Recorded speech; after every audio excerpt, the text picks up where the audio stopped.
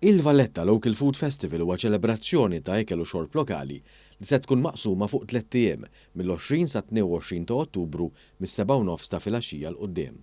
Dan l-avveniment se jagħti l-opportunità lil dawk li se jattendu biex iduqu ikel imsajjar minn chefs professjonali filwaqt li jippruvaw prodotti lokali fl-isfond ta' divertiment mużikali minn artisti lokali. Dan il-festival tħabbar waqt konferenza tal-aħbarijiet li saret fil-Valletta Design Cluster propju fejn se jiġi organizzat dan il-festival. Post li kelli se jkun jista' jitgawda mill-pubbliku se jkun hemm majjal il-forn, rulat tat-tiġiġ bil-ħwawar, rulat tal-qar aħmar kif ukoll bosta affarijiet oħra assoċjati ma' Malta bħal mqaret, torti, krustini, għasel, tal-għasel u ġbejniet. Se jkun hemm ukoll inbitu anki birra maħduma u Malta. Il-Ministru għall-Wirt Nazzjonali, l-Arti u l-Gvern Lokali Owen Bonnici qal li dan il-festival huwa ċelebrazzjoni tal-ġmiel tal-prodott lokali u huwa importanti li jiġi apprezzat. Il-Chairman tal-Aġenzija Kulturali tal-Belt Valletta l-VCA Jason Mikallef qal li dan il-festival huwa parti oħra mill-kullana tal-legat tal-Valletta 2018.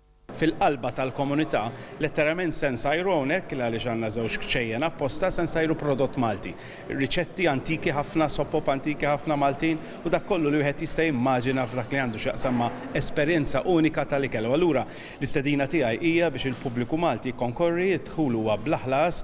Id-direttur artistiku ta' dan il-festival Charles Bone stqar li permezz tal-parteċipazzjoni ta' bosta koki professjonali inħoloq menu varjat bi prodotti lokali.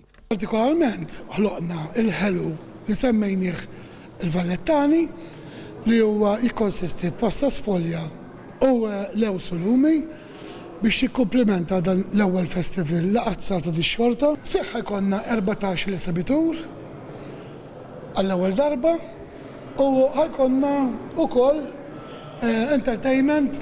Charles Bone qal ukoll li dawk li se jattendu se jingħataw sorpriża hekk kif jidħlu.